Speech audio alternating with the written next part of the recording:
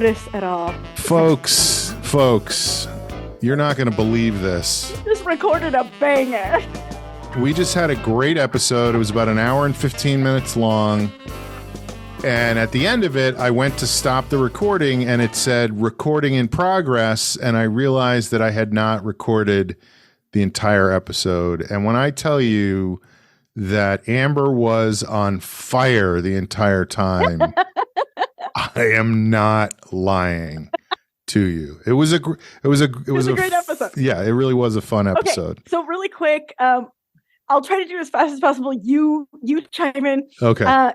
Trump talked about golden showers. We don't like Boo. that. Yeah, presidents should not be speaking that way. Or former presidents on the campaign trail should not talk about golden showers. That inspired us to run for co-president. I know that came later, but let's just... Right. Amber and I are now running for president together, and that was the official announcement in this episode.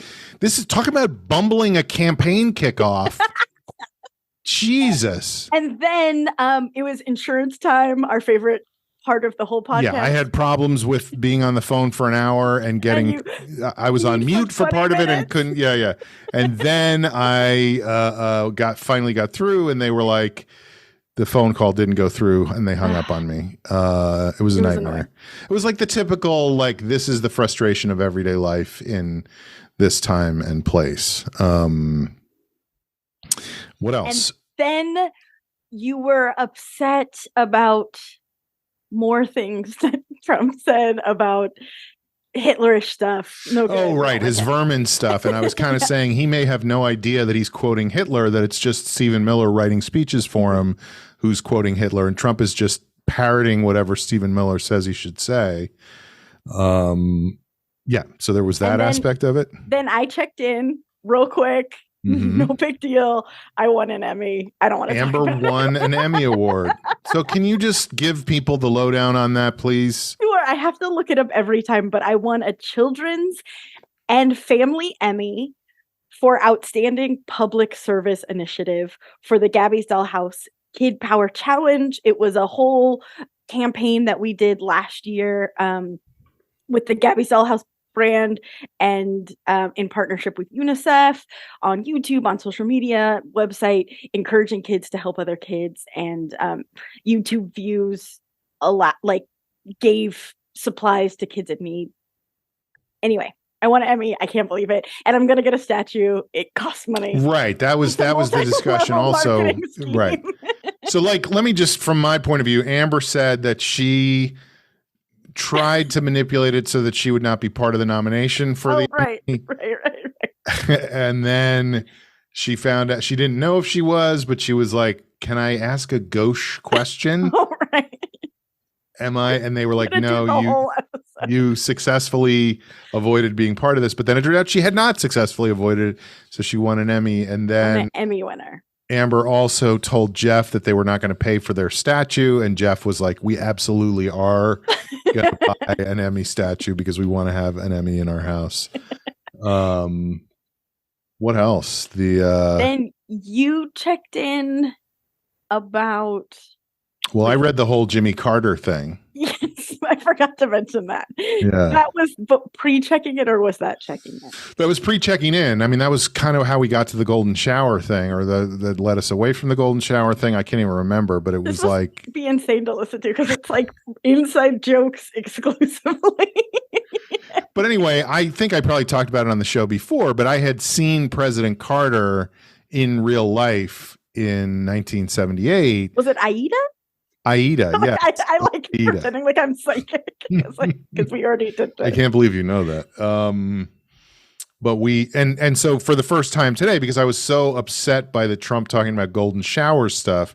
By the way, I'm going to say golden showers as many times as possible so that when somebody does a word cloud on this episode, it's you're also offended by that. And right. President shouldn't swear, and that's why we're running for president. Right, that's basically our right. That's what platform. Got us to. Yeah, I was like, Amber would be a better president than Trump. So would I. So now we're running for co-president. But I looked up what's that for the West Wing. Bunk beds in the Lincoln bedroom, which is going to be shocking to the White House staff. But anyway, there was a New Yorker article about the night that President Carter was at the Metropolitan Opera House to see Aida, which I was also there for. So I read from some of that, and it was just fun to recollect that night 45 years ago when Jimmy Carter and I were in the same place. And it seemed apropos because unfortunately his wife died earlier today after 77 years of marriage. That's how long insane. They were. Yeah.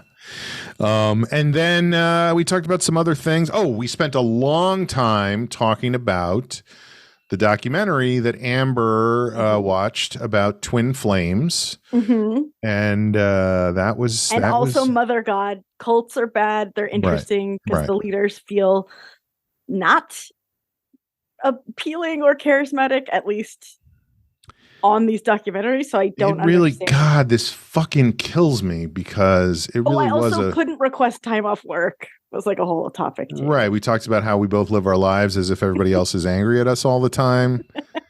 It was a great episode, folks. Honestly, I wish you could have been there. You should have been there. What a dummy. See, this is how now I'm like cursing my own name. No.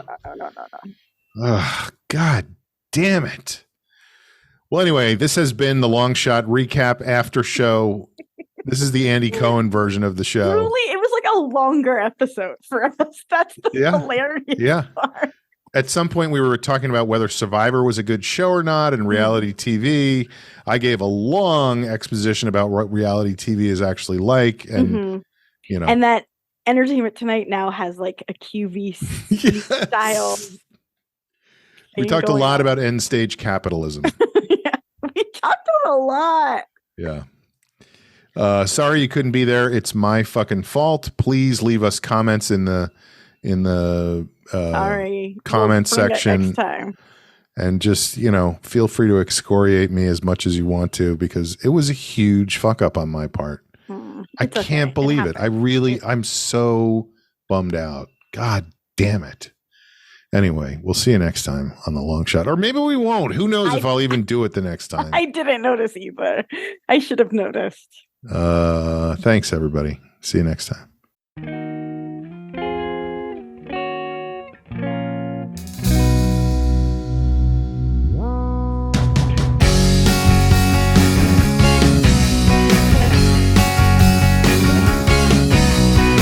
The early aughts were the ready or nots. Assortment of soon-to-be sunspots. The early underscore of my third favorite part of you.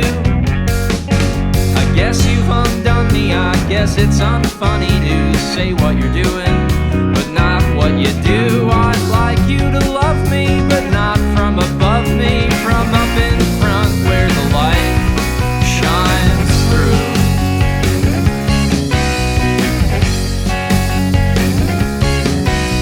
First you're a homeowner, then you're a comb-over, checking your license to confirm you're an organ donor. Not so certain what's behind the curtain, but still pretty sure. And now since you're stressing, I'll teach you a lesson, the way that you're dressed. I guess it's the fall, but here's what you do, and I swear this is true. You eat around the pudding, so the last bite has it all. Trapped from the inside, I'm still in my disguise. And how is it that I'm always half naked in your eyes? And do we trip the breaker? I set a small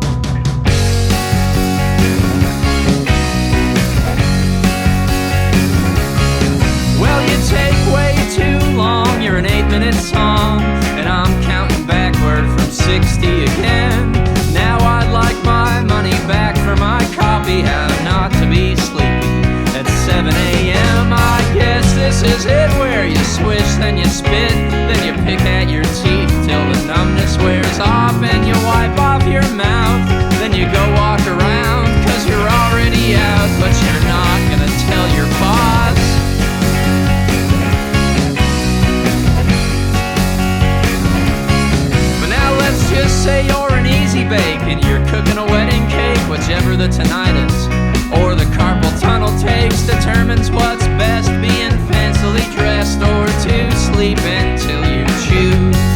But while you wait for the glue to dry, here's a quick clue to try, not all at once, but still once and for all. Here's what you do, and I've even proven this true. You eat around the pudding, and then you gallop, and then you gallop, and then you fall. And you're paying off your dues. You don't know what to choose when you owe on all the backlogs, but you still incur the new. And do we raise the stakes or try to slip through unharmed? 'Cause you want to be the death of me, but you don't have the weaponry